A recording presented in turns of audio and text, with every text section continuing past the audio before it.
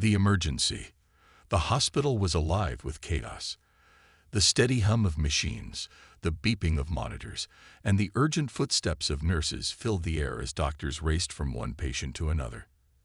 Amid the swirl of activity, Dr. Elijah Matthews remained calm, his eyes scanning the emergency room with practiced precision. He had seen it all before, life and death decisions made in split seconds, the weight of responsibility pressing down on his shoulders. Yet he never faltered. Today would be no different, or so he thought. "Elijah, we need you in surgery right away," a nurse called, her voice tight with urgency. Bethany Wallace, 56, collapsed at home. "She's in critical condition." Without hesitation, Elijah grabbed his gloves and scrubbed in, the weight of the situation settling over him. As he prepared for the surgery, he focused solely on the task at hand. The patient's name, her background, and her circumstances didn't matter right now. All that mattered was saving her life. Bethany Wallace had been rushed into the hospital after collapsing from a severe internal rupture. It was supposed to be a routine surgery, but complications had turned it into a high-stakes situation. The team worked tirelessly for hours, with Elijah at the helm, his hands moving with the precision of a seasoned surgeon. His focus was unshakable, blocking out the exhaustion creeping into his body. As the surgery stretched on, the atmosphere in the operating room grew tense. Every second counted. Elijah could feel the pressure building, but he kept his composure. Finally, after what felt like an eternity, he completed the last suture and stepped back, peeling off his gloves. The room exhaled with relief. "She's stable," Elijah announced, glancing at the clock. Hours had passed, but his part was done. Bethany Wallace was alive, and she would recover fully. He didn't expect applause or gratitude. He had done his job. Now it was time for the next case.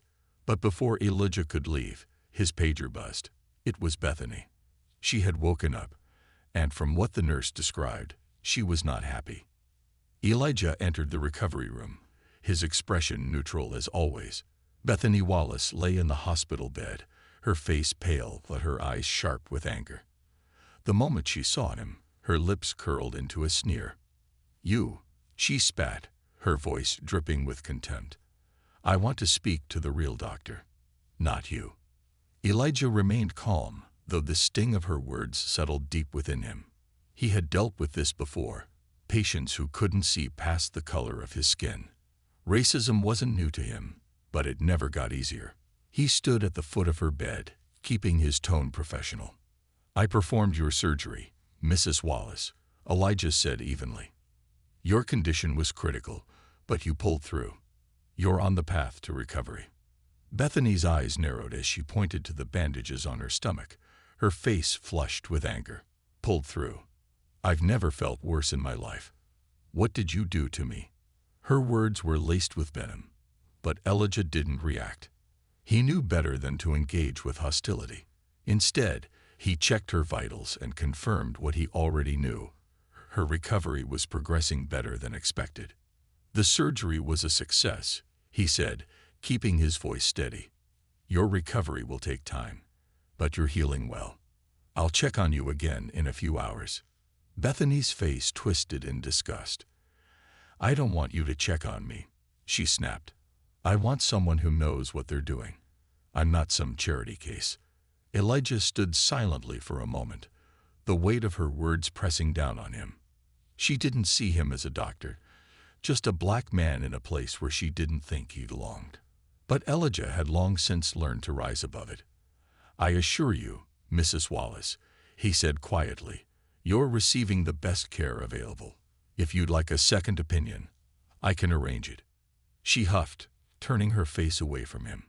"Get me someone else," she muttered. "I don't want to deal with you." Elijah nodded once, his expression unreadable. "I'll inform the director of your request." As he left the room, the familiar frustration settled in his chest. He had saved her life, yet all she saw was his skin color. It wasn't the first time, and it wouldn't be the last. But no matter how many times it happened, the sting never dulled. The awakening. The sterile white walls of the recovery room seemed to close in on Bethany Wallace as she slowly regained consciousness. The last thing she remembered was the agonizing pain before everything went black. Now her eyes fluttered open to the soft hum of machines around her, and the faint peeping of a heart monitor echoed in her ears. For a brief moment, she was disoriented, unsure of where she was or what had happened. Then, the realization hit. She was alive. But that relief quickly faded as her blurry vision cleared, revealing the figure standing at the foot of her bed. Tall, calm, and composed, Dr. Elijah Matthews stood there, reviewing her chart. His face, though serene, was etched with exhaustion after hours of surgery. Bethany's heart raced, not from the remnants of the surgery, but from a rising sense of anger and confusion. Her throat felt dry, and she struggled to find her voice. When she finally spoke, her words were cold, cutting through the stillness of the room. "Who are you?" she rasped, her voice trembling with a mixture of disbelief and indignation. Dr. Matthews looked up, his calm eyes meeting hers. "I'm Dr. Elijah Matthews. I performed your surgery. You had some complications, but you're stable now and on the road to recovery." Her eyes narrowed, immediately fixating on his skin. A black doctor. A surge of indignation filled her chest. This wasn't right. This wasn't what she expected.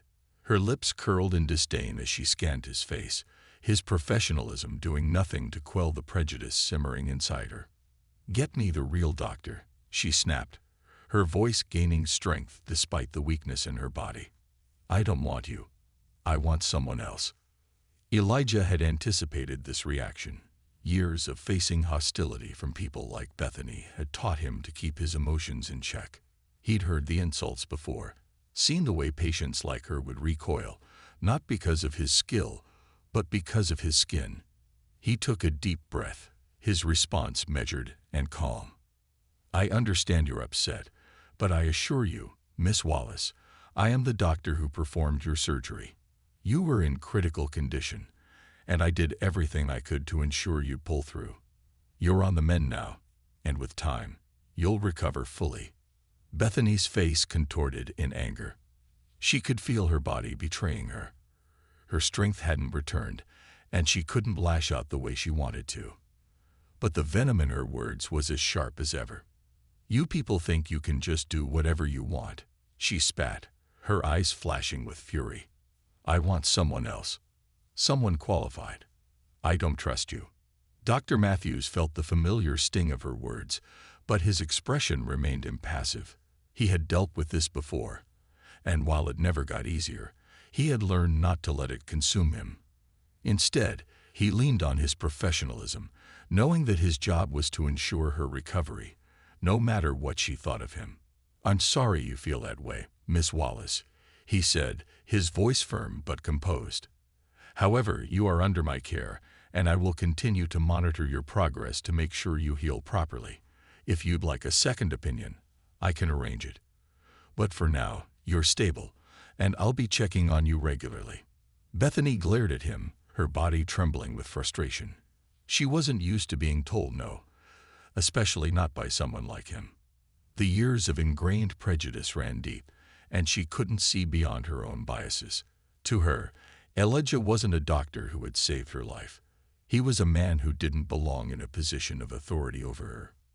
"I don't want you anywhere near me," she hissed, turning her face away, her voice filled with disdain. "Get out." Elijah didn't respond right away. He took a moment to look at her, at the deep-seated hatred in her eyes, and then nodded, maintaining his professional demeanor. "I'll give you some time to rest," he said quietly, "but I'll be back to check on your progress." He left the room, his footsteps steady despite the tension that hung in the air. In the hallway, Elijah exhaled slowly, the weight of the interaction settling over him like a heavy cloak. He was used to patients who were scared, angry, or frustrated after surgery, but Bethany Wallace's hatred went beyond fear. It was something deeper, something uglier. And yet, he had saved her life, even though she would never acknowledge it. As Elijah walked toward the staff room, he felt a familiar mix of emotions: frustration, weariness, and a quiet resolve. It was moments like this that tested him, not just as a doctor but as a human being. He had sworn an oath to do no harm, to help people, regardless of who they were or what they thought of him. And that was what he would continue to do, even if it meant facing the kind of venom Bethany had just spewed at him. Inside her room, Bethany seethed in silence. Her mind raced as she thought about how she could make things right, how she could undo what had been done. She didn't want to be cared for by him. She couldn't stand the thought of it. And yet, despite her anger, there was a nagging awareness that she was alive because of him. Her eyes drifted to the machines beside her bed, the steady beeping of the heart monitor the only sound in the room. She glanced down at her bandaged abdomen, remembering the pain she had felt before the surgery. It was a miracle she had survived, and deep down she knew that. But the bitterness in her heart wouldn't let her accept it. Bethany pressed the call button, her hand trembling slightly as she waited for a nurse to arrive. When the nurse appeared, Bethany's voice was sharp and commanding. "I want to speak to the hospital director," she demanded. "I want a new doctor." The nurse hesitated, glancing at the chart and then at Bethany. "I'll pass along your request, Miss Wallace, but Dr. Matthews is one of our best surgeons. He saved your life." Bethany scowled, her temper flaring once again. "I don't care what he did. I want someone else." The nurse nodded, though the slight furrow in her brow indicated she wasn't in full agreement. "I'll inform the director," she said softly before leaving the room. Alone again, Bethany's mind raced. She would get what she wanted. She would make sure of it. Someone like Elijah Matthews didn't belong in her life, and she would see to it that he was removed from her care, no matter what it took. But as the minutes passed, a subtle unease began to creep into her mind. She was alive after all. And somewhere deep inside, a small voice whispered that maybe, just maybe, she owed her life to the very man she despised. Unraveling. The following day brought no relief to Bethany's simmering anger. As the first rays of morning sunlight filtered through the curtains of her hospital room, she lay there fuming, her mind working through how she would get rid of Dr. Elijah Matthews. The sterile smell of antiseptic filled the air, a constant reminder of her predicament, as her thoughts spiraled back to the same question. How could she let someone like him be responsible for her life? Her thoughts were interrupted by a light knock on the door. The nurse, the same one from the previous day, walked in with a polite smile, holding a tray with her breakfast. "Good morning, Miss Wallace. How are you feeling today?" Bethany barely acknowledged her. "Did you speak to the hospital director?" she asked curtly, her tone demanding an immediate answer. The nurse hesitated, carefully placing the tray on the table beside her. "I informed the director of your request. They're aware of the situation, but they've reassured me that Dr. Matthews is the best person to continue your care. You're making excellent progress under his supervision." Bethany's face darkened. "I don't care what they think. I want a different doctor." The nurse's smile faltered. She knew it wasn't her place to argue with patients, but she could sense the hatred pulsing off Bethany in waves. The entire staff had heard of her reputation before she was admitted.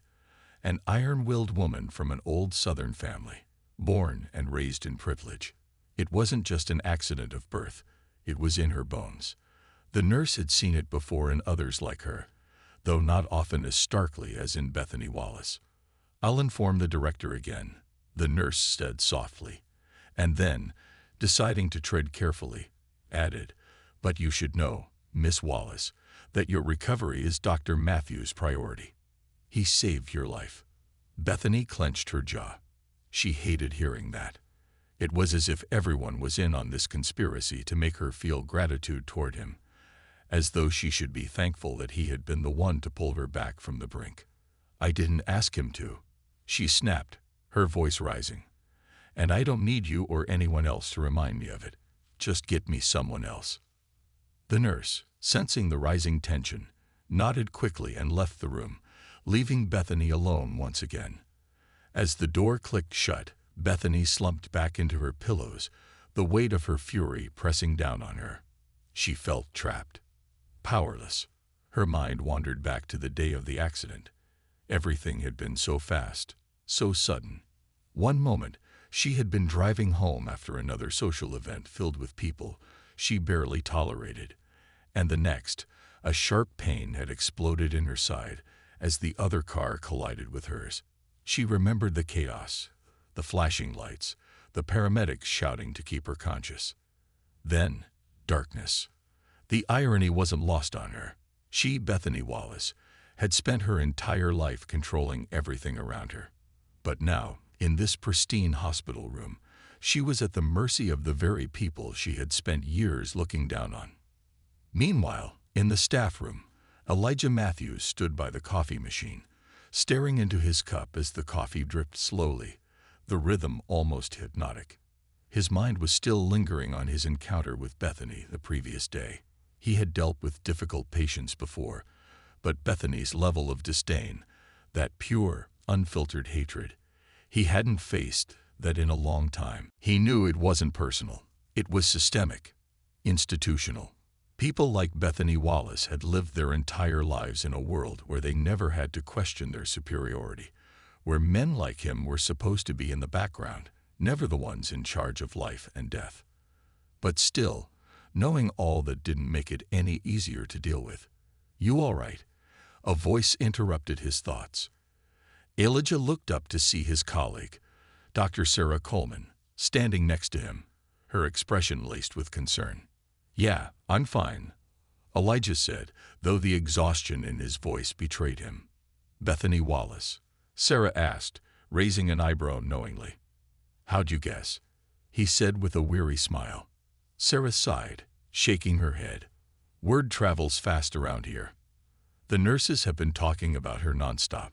Sounds like she's not making it easy for you." "She's not the first, and she won't be the last," Elijah replied, though the weight in his chest didn't feel any lighter. Sarah leaned against the counter, her arms crossed. "Look, Elijah, you don't have to take it. If she's really that difficult, you can ask to be reassigned. No one would blame you. You've done more than enough." But Elijah shook his head. "I can't do that. She's my patient, whether she likes it or not. I took an oath to help people, even if they don't want my help." Sarah sighed again, her expression softening. "I get it. You're a better person than most of us. You know that." Elijah gave her a small smile. "I don't know about that." Back in her room, Bethany's anger had morphed into a restless frustration. She picked at the breakfast tray the nurse had left, but her appetite was non-existent. As the hours dragged on, she found herself staring at the clock, waiting for something to happen. And then, as if on cue, the door creaked open, and in walked Dr. Matthews. Bethany's eyes narrowed at the sight of him, her pulse quickening. She had hoped she wouldn't see him again. "Good morning, Miss Wallace," Elijah said, his voice steady and professional. He approached her bedside, flipping through her chart as he spoke. "I see you're progressing well. We'll likely be able to start physical therapy in a few days." Bethany didn't respond. Instead, she watched him with barely concealed contempt, her lips pressed into a thin line. Elijah glanced up, meeting her gaze. "Is there anything you'd like to ask about your recovery? Any concerns you have?" Her silence stretched out between them, the tension in the room palpable. Finally, Bethany couldn't hold back any longer. "My concern," she said coldly, "is that you're still my doctor." Elijah didn't flinch. He had expected this. "I understand that you're upset, but my job is to ensure you recover fully. That's all that matters to me." Bethany's hands gripped the bed sheets tightly. "It matters to me who's in charge of my care. And I want someone else." Elijah's expression remained calm, though there was a firmness in his voice when he replied. "I've spoken to the hospital director. For now, I'll remain your attending physician. If you'd like a second opinion or a consult, we can arrange that, but I'm here to help you get better." Bethany's face flushed with anger. She wasn't used to being told no, especially not by someone like him. Her whole life, people had bent to her will. And now this man, This black man was standing here, calmly telling her that she didn't have a choice. "I don't want your help," she spat, her voice shaking with rage. "I want someone qualified." The insult hung in the air, but Elijah didn't rise to it. He had heard worse. He had lived through worse. "I understand how you feel," Elijah said, his voice quiet but firm. "But I'm the one who performed your surgery. I'm the one who made sure you survived. And I'll be the one to see you through your recovery. You don't have to like me, Miss Wallace, but you do need to trust that I'll do everything in my power to help you heal." Bethany glared at him, her chest heaving with fury. For a moment, neither of them spoke. The tension in the room was suffocating. Finally, Bethany broke the silence, her voice low and filled with venom. "I'll never trust you." Elijah held her gaze, unflinching. "I'm sorry to hear that, but I'll still do my job." With that, he turned and walked out of the room, leaving Bethany alone once again. The door clicked shut behind him, and she was left with nothing but the sound of her own shallow breathing and the relentless beeping of the heart monitor. As the hours passed, Bethany's mind churned. She couldn't shake the feeling of helplessness, the gnawing realization that no matter how much she despised Dr. Matthews, she was dependent on him. The thought twisted in her gut, but something else was beginning to take root, too, an unsettling awareness that her hatred, her disdain, might not be enough to change the reality she found herself in. Because, like it or not, Elijah Matthews was the one keeping her alive. And for the first time in her life, Bethany Wallace didn't have the final say. Cracks in the armor. The days blended into one another, each one a painstaking repeat of the last. Bethany's life had been reduced to a monotonous cycle of sterile hospital routines, physical therapy sessions, and brief, clinical check-ins with Elijah Matthews. Her recovery was slow but steady, her body mending itself under the care of the man she despised. Yet, no matter how hard she tried to fight it, Bethany couldn't deny the facts. Her condition had improved drastically since the accident. The excruciating pain in her ribs had eased, her breathing was no longer labored, and she could sit up without help. Elijah had never wavered in his professionalism, his face an impenetrable mask every time he entered her room, but that only made Bethany hate him more. His composure felt like a constant reminder of how powerless she was, how, despite her fury, she was still at his mercy. Today, however, something was different. It began in the middle of the night when Bethany woke to a strange sensation. She blinked against the darkness, her mind groggy, trying to make sense of what had stirred her from sleep. The room was quiet except for the soft hum of the machines. But there was something else, a deep, gnawing ache in her chest, more than physical pain, something emotional. She hadn't felt it in years, but it was unmistakable. Loneliness. It gnawed at her, creeping into the crevices of her anger like a thief in the night. She had lived her whole life with walls built high around her, walls of privilege and pride, of superiority and control. But here, in this sterile room, with no one to command or intimidate, those walls felt thinner. They no longer shielded her from the truth she had been avoiding for years. She was alone. With a deep breath, she forced the feeling back, burying it beneath the surface. Weakness was not an option. She would not allow herself to wallow in self-pity. Instead, she turned her thoughts back to her anger. Anger was productive. Anger was power. The next morning, Bethany was seated on the edge of her bed, her body aching from the physical therapy session earlier that day. She had managed to walk a few steps with assistance, but it had taken more out of her than she cared to admit. A tray with her lunch sat untouched on the table beside her, the smell of bland hospital food turning her stomach. Just as she was considering calling the nurse to take it away, the door opened and Elijah Matthews walked in. He carried his usual clipboard, dressed in his crisp white coat, looking as composed as ever. "Good afternoon, Miss Wallace," he greeted her, his tone formal but polite. "How are you feeling today?" Bethany didn't look at him. "Like I've been hit by a truck," she muttered, her voice dripping with sarcasm. Elijah smiled slightly, though it didn't reach his eyes. I imagine that's an accurate description. She ignored his attempt at humor, her gaze fixed on the wall across the room. Elijah, sensing the tension, kept his tone neutral as he continued. Your progress is on track. The physical therapist is pleased with how you're doing. We'll keep increasing the duration of your sessions, but you should take it slow. There's no rush. Bethany clenched her jaw. I don't need your advice. Elijah set the clipboard down on the table, his expression unreadable. I'm not giving advice. I'm giving medical recommendations. His calmness infuriated her. How could he stand there?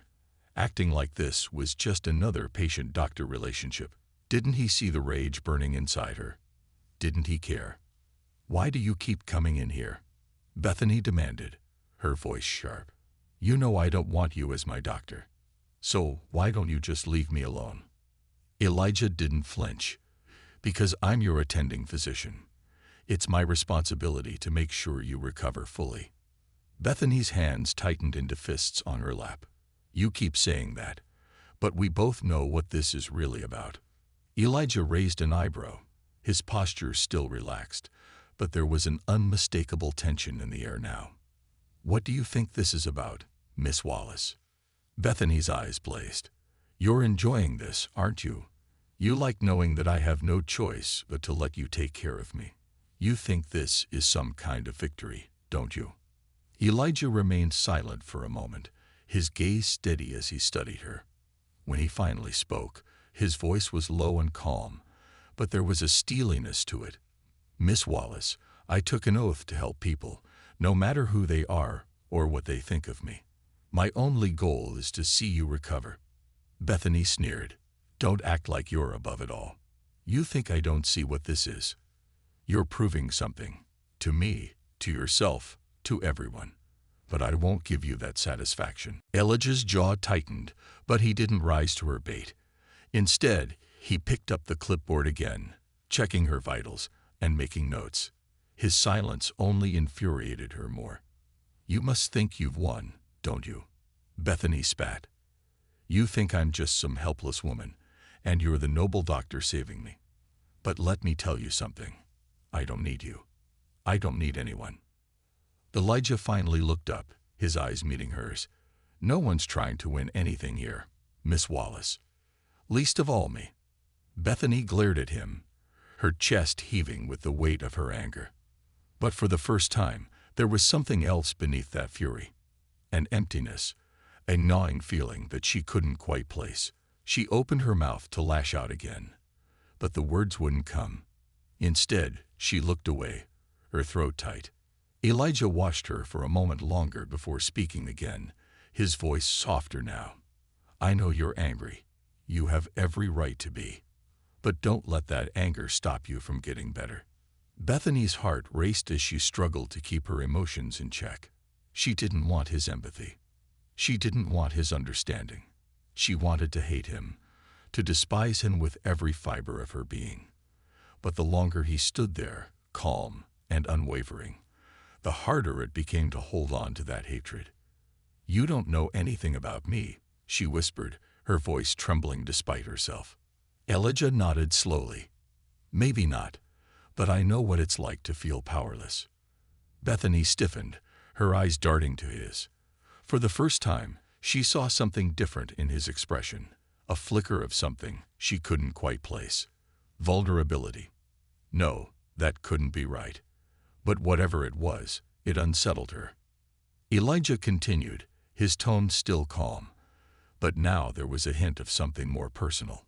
I've been in situations where I didn't have control, where I had to rely on people I didn't trust. It's not easy. Bethany felt a lump form in her throat, and she swallowed hard, fighting to keep her composure.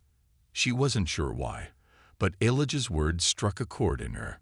She wanted to brush them off, to snap back with something cutting. But for once, she didn't have the strength.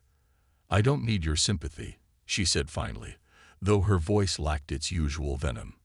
I'm not offering sympathy, Elijah replied gently. Just perspective. For a long moment, neither of them spoke. The silence stretched out between them, heavy with unspoken thoughts. Bethany's mind raced, but for the first time, her anger wasn't at the forefront.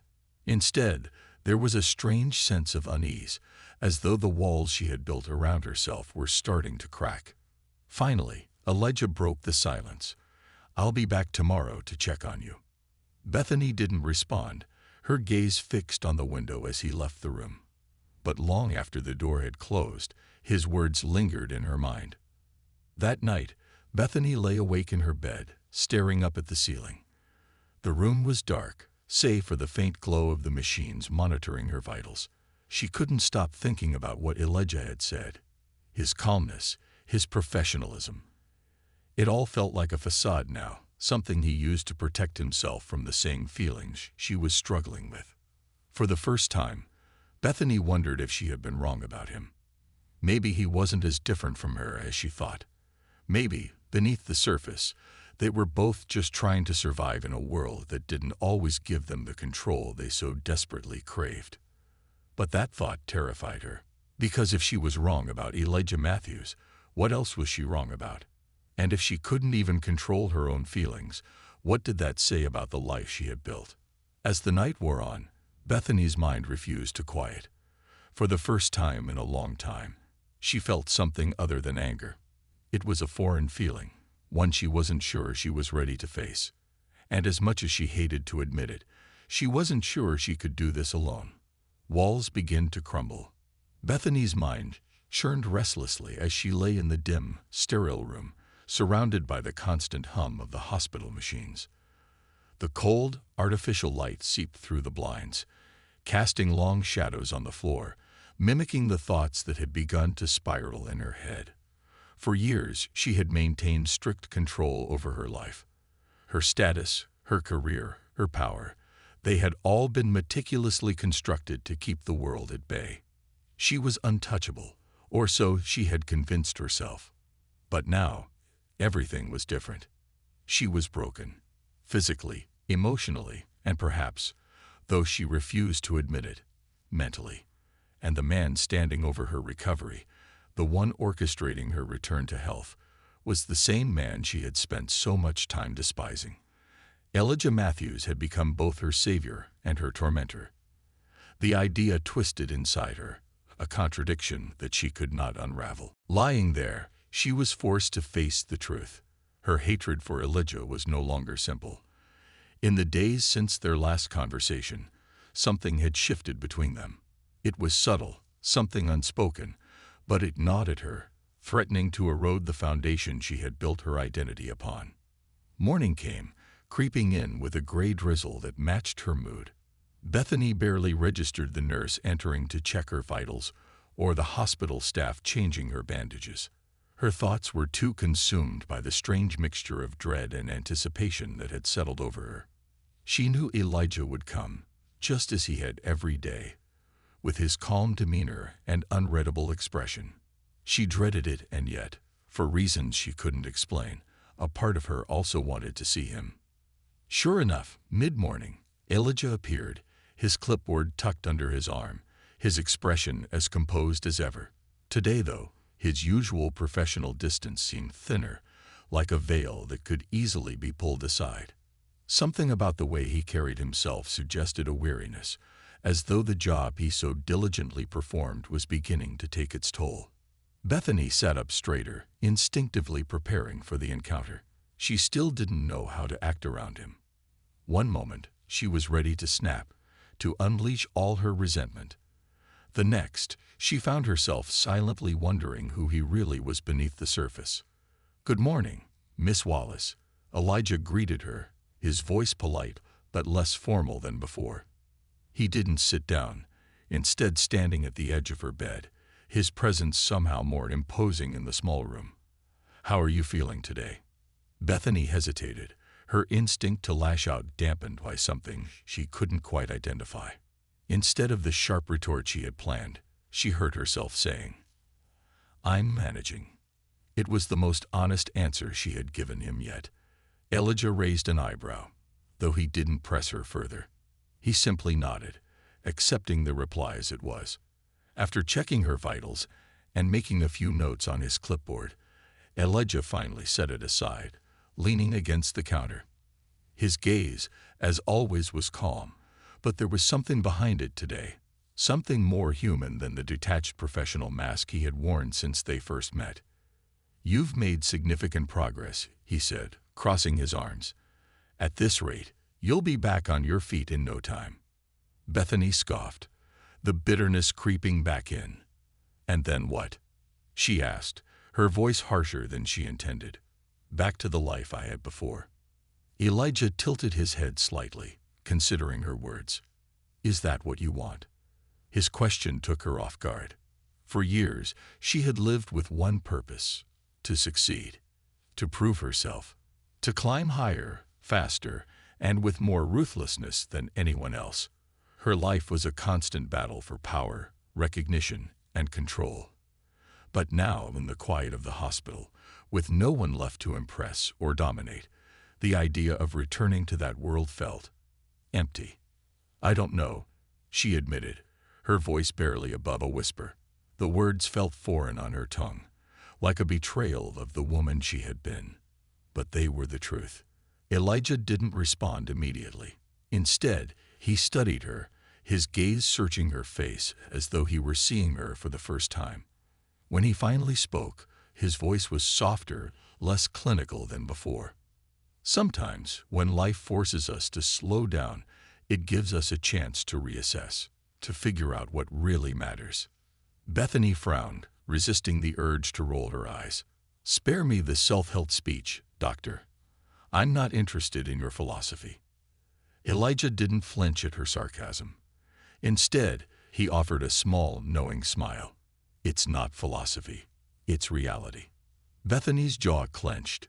"My reality is that I spent my life building something I'm not ready to walk away from just because I had a bad accident." Elijah nodded, but his eyes remained fixed on hers. "I'm not suggesting you walk away from anything. I'm suggesting you take this time to think about what you're walking toward." His words lingered in the air between them, heavy with meaning. Bethany wanted to brush them off, to shut down the conversation and retreat back into her anger, but she couldn't. Not this time. There was something about Elijah, about the way he spoke, the way he seemed to see through her defenses, that made it impossible to dismiss him completely. For the first time in years, she felt unsure. Of herself, of her future, of the person she had become. The next few days passed in a strange blur. Bethany's physical recovery continued to improve, her strength returning little by little with each grueling therapy session. But her mind remained restless. Elijah's words had planted a seed of doubt, one that refused to leave her alone. She found herself questioning everything. Her career, her relationships, the choices she had made that had brought her to this moment. She hated it. She hated the vulnerability, the uncertainty, the feeling that she was no longer in control of her own narrative. But as much as she despised it, she couldn't deny that something had shifted inside her. The walls she had so carefully constructed were beginning to crumble, brick by brick, and she didn't know how to stop it. Each day, Elijah continued to visit, their conversations growing longer. Though they were still fraught with tension. He remained calm, patient, never pushing her too far, but always challenging her just enough to make her think. And slowly, against her will, Bethany began to see him differently. He was no longer the enemy, no longer the man she had sworn to hate. He was still infuriatingly composed, still impossible to read at times, but there was a depth to him that she hadn't seen before, a depth that intrigued her, even as it unsettled her. One afternoon, as Bethany sat in her room, staring out the window at the rain, Elijah knocked softly before entering. She didn't turn to look at him, but she could feel his presence, calm and steady as always. "Is there something on your mind?" he asked, his voice gentle but direct. Bethany sighed, still facing the window. "You mean aside from the fact that my life is falling apart?" Elijah took a seat in the chair beside her bed, his gaze focused on her. "You've been through a lot. It's normal to feel lost." "I don't feel lost," Bethany snapped, though the words rang hollow. She had been feeling lost for longer than she cared to admit. They sat in silence for a while, the only sound the steady patter of rain against the window. After a few moments, Bethany finally spoke again, her voice softer this time. "I don't know what I'm supposed to do when I leave here," she admitted, her throat tight with the weight of her confession. "I've always had a plan, always known what was next. But now—" Her words trailed off, leaving the sentence unfinished, but Elijah seemed to understand. He didn't offer any platitudes or easy answers. Instead, he simply sat with her, the silence between them no longer uncomfortable but somehow comforting. After a long pause, Elijah finally spoke, his voice low and steady. "You don't have to have all the answers right now. Sometimes it's okay to not know." Bethany swallowed hard, her chest tight with emotions she couldn't name. She had spent her entire life pretending she had all the answers, that she was in control of everything. But here, in this small, quiet room, with Elijah sitting beside her, she realized that maybe it was okay to let go. Maybe, for the first time in her life, she didn't have to have all the answers. Maybe, just maybe, it was enough to simply be human. A fractured reflection. The rain had not let up for days, drumming steadily against the windowpane as Bethany stared out into the wet, gray world. It mirrored her mood, a landscape washed in uncertainty and fog. There was something about the rain that unsettled her, as if it were washing away the sharp edges she had spent years cultivating. She had once prided herself on her clarity of vision, on her unrelenting ambition. She knew what she wanted from the world, and what she was willing to sacrifice to get it. But now, as she watched the raindrops chase each other down the glass, she felt like she was losing touch with that version of herself. The accident had taken more from her than just her physical health. It had shaken the foundations of her identity, and she wasn't sure she would ever rebuild it the same way. She hadn't seen Elijah yet today, though she knew he would come. He always did. The more time passed, the more she found herself anticipating his visits. She wouldn't admit it, but a small part of her had come to rely on their daily conversations. As much as she hated it, he was the only one who seemed to understand that she wasn't just recovering physically. Something deeper was unraveling inside her. It was infuriating how easily he saw through her defenses, no matter how many walls she tried to erect. Elijah had a way of slipping past them, challenging her in ways that no one else ever had. The fact that he did it without judgment only made it worse. He was always calm, always composed, like the eye of a storm she couldn't escape. The door creaked open softly, and Bethany's heart skipped a beat, though she refused to turn and acknowledge him right away. She kept her gaze fixed on the window, on the endless rain outside, as Elijah entered the room. "Good afternoon," his voice came, even and unhurried. He moved to the chair beside her bed, his presence both steady and unsettling. Bethany didn't respond right away. She wasn't sure what to say. The silence between them stretched out, and for a moment she wondered if he would press her to speak. But Elijah was patient, allowing her the space to think. Finally, she turned her head slightly, enough to see him out of the corner of her eye. "You always seem so sure of yourself," she said, her voice low, almost accusing. "Don't you ever get tired of it? Always being so composed?" Elijah raised an eyebrow, surprised by the direction of the conversation, but he didn't shy away from it. "Composure isn't always a choice," he said after a moment. "Sometimes it's a necessity." Bethany scoffed. "You sound like a textbook, like someone who's never let themselves feel anything real."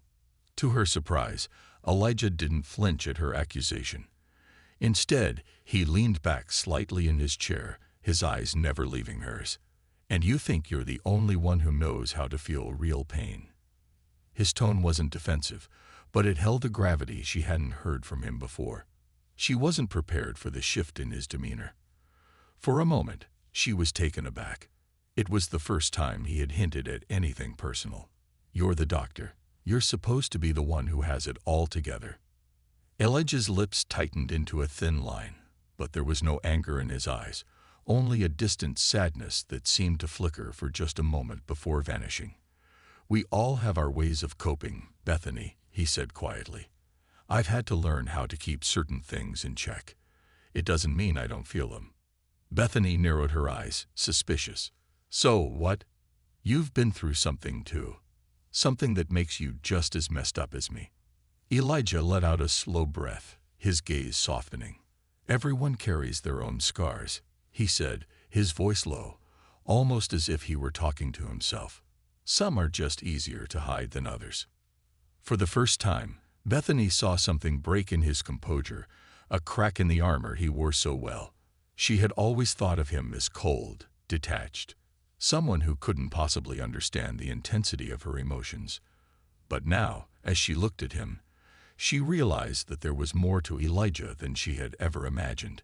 He was hiding something, something deep, something he had buried under layers of professionalism and control. It made her uneasy. She didn't like the idea of seeing Elijah as vulnerable. It complicated things. It blurred the lines between them, and Bethany had spent her entire life keeping those lines clear and distinct. The next few days passed in a strange, uneasy rhythm. Bethany's physical recovery was progressing well, according to Elijah, but the restlessness in her mind only grew. Every conversation with him seemed to chip away at the carefully constructed facade she had maintained for so long. She had always been in control, always the one calling the shots. But now she felt as if the ground beneath her was shifting, and she had no idea how to stop it. One evening, unable to sleep, Bethany found herself pacing the small confines of her hospital room, her thoughts racing. She was tired of the vulnerability, tired of feeling like she was unraveling. She wanted to be strong again, to feel the fire of ambition that had once driven her so fiercely. Her reflection caught her eye in the mirror across the room. She stared at herself, at the woman looking back, and barely recognized her. The bandages had come off, revealing the faint but permanent scars across her face, reminders of the accident that had upended everything. Her skin was paler than she remembered, her hair limp, her eyes shadowed with exhaustion. This wasn't the woman she had been before. This wasn't the Bethany Wallace who commanded boardrooms, who intimidated with a single glance. She was fractured, and no amount of pretending could piece her back together the way she had been. Anger flared in her chest, a familiar, comforting heat. She was tired of feeling weak, tired of Elijah's calm, patient looks and his infuriatingly understanding words. What gave him the right to sit there and act like he knew her better than she knew herself? Without thinking, she grabbed the mirror from the wall, her hands trembling with the force of her emotions, and hurled it across the room. It shattered against the floor, the pieces scattering like shards of her broken identity. The sound reverberated through the quiet room, startling even her. For a moment, she stood there, breathing hard, her fists clenched. Then, as the adrenaline faded, a wave of guilt crashed over her, and she collapsed onto the edge of her bed, her head in her hands. She didn't hear Elijah enter, but she knew he was there. He was always there. "I'm not the person I used to be," she said, her voice muffled by her hands. She didn't know if she was talking to him or herself. Elijah remained silent for a long moment, watching her. When he finally spoke, his voice was soft but firm. "That doesn't have to be a bad thing." Bethany looked up at him, her eyes brimming with frustration. "What if I don't want to change? What if I want to go back to being who I was?" Elijah crossed the room slowly, kneeling beside her. For the first time, he seemed less like a doctor and more like someone who had walked through his own fire. His eyes, steady and clear, met hers. "We don't get to go back," he said quietly. "We can only move forward. The question is, what do you want to become now?" His words hit her harder than she expected. They weren't comforting, but they were true. She had spent so much time trying to hold on to the past, to reclaim the person she had been before the accident, that she hadn't considered what it might mean to let go, to move forward as someone new, someone different. Bethany closed her eyes, the weight of everything pressing down on her. She didn't have the answers. Not yet. But for the first time, she wondered if maybe, just maybe, Elijah was right. Maybe the future didn't have to be something to fear. Maybe it could be something she could shape on her own terms. The dawn of change. The days blended into each other as the rain finally subsided, leaving behind a world washed clean. Sunlight broke through the clouds, casting a warm glow over the hospital room. For the first time in weeks, Bethany felt a flicker of hope. The sun's rays streamed through the window, illuminating the dust particles dancing in the air, and she wondered if that was how she was meant to feel, like something that had once been lost, now reclaiming its place in the world. Her conversations with Elijah shifted subtly after that night. They ventured into territories she had long avoided, her fears, her ambitions, and the raw, unfiltered truth of her emotions. She found herself sharing thoughts she had locked away for years, articulating dreams she had thought were extinguished by the accident. "Do you remember the first time we met?" she asked one afternoon, her voice light, as they settled into their usual routine. The room was filled with the soft sound of her favorite music playing in the background, a playlist she had curated before the accident. Elijah paused, a smile tugging at the corners of his lips. "You nearly walked out of my office after I suggested a few weeks of bed rest." Bethany chuckled, the sound surprising her. "I was furious.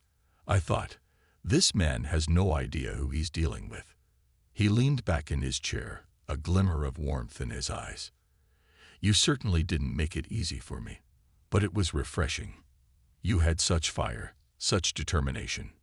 "I still have fire," she replied, the conviction surprising her even more.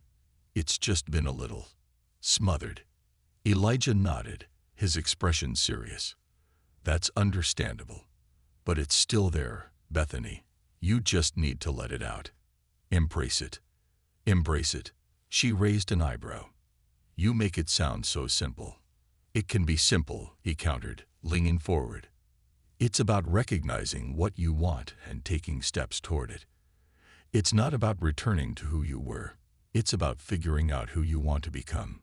Bethany considered this, a knot forming in her stomach. What if I don't know who that is yet? What if I'm just a shadow of my former self? Elijah regarded her with an intensity that made her heart race. "You'll find her again.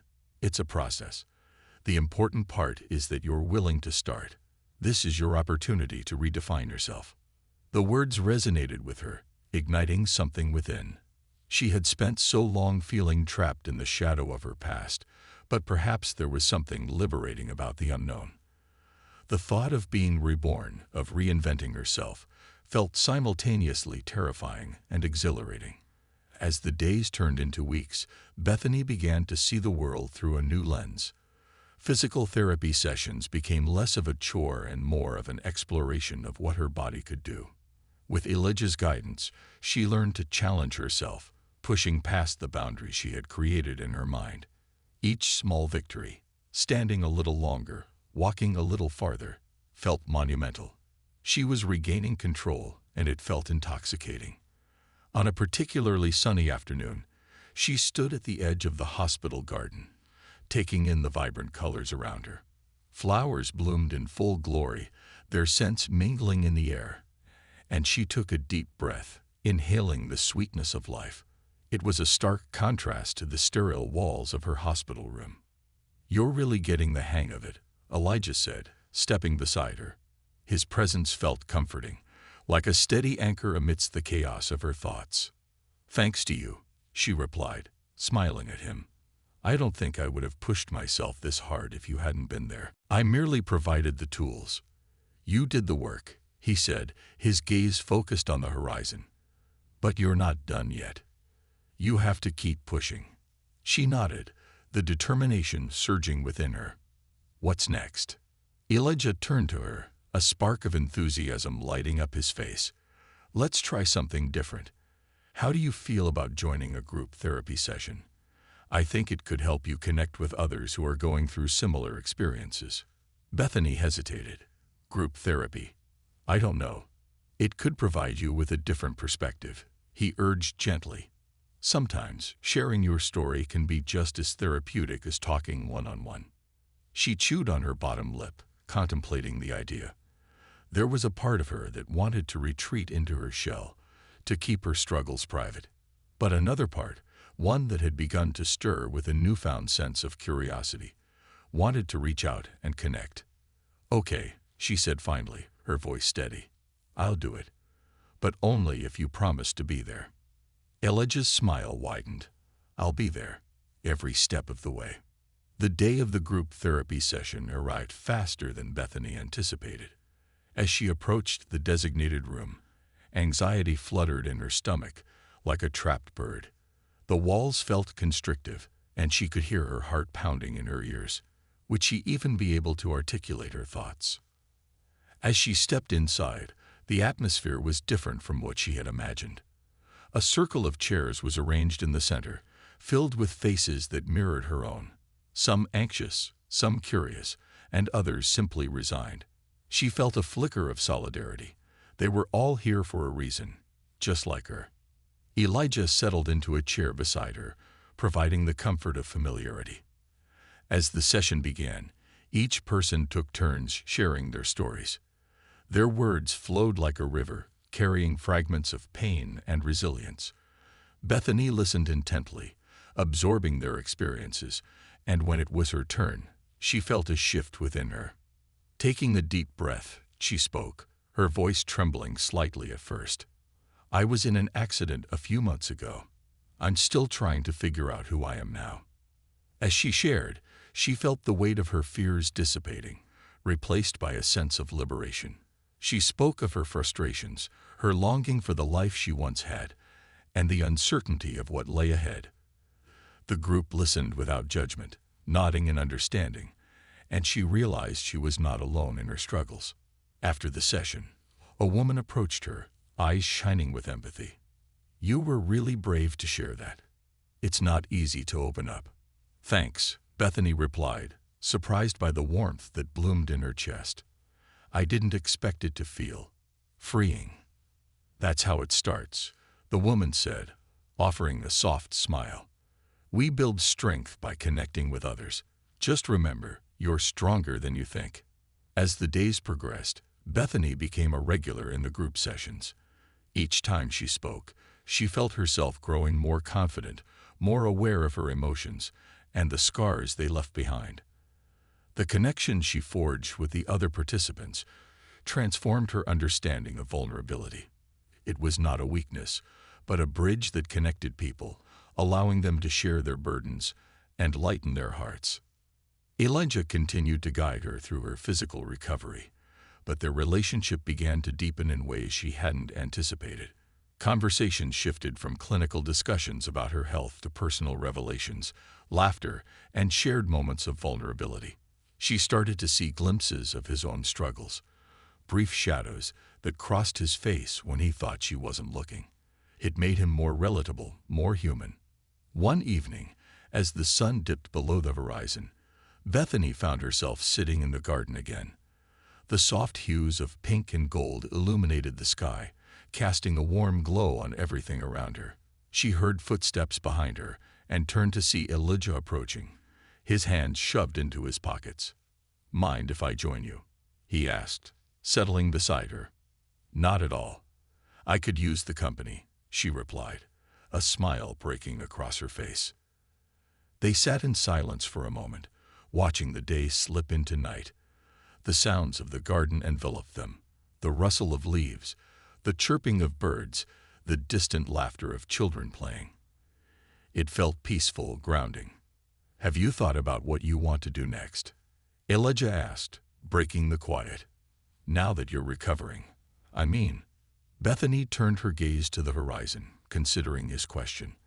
"I've been thinking a lot about it. I used to have this idea of success that was all about the corner office and the accolades. But now, I'm not so sure." Elijah remained silent, allowing her to process her thoughts.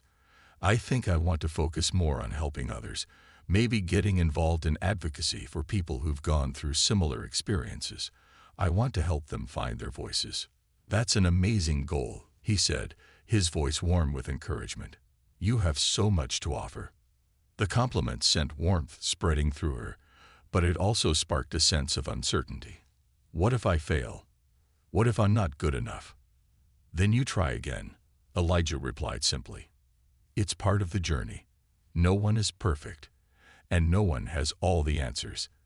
It's about taking steps forward, however small.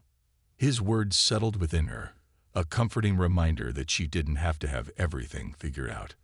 Life was an evolution, a series of steps taken one after the other, leading her to places she could only begin to imagine.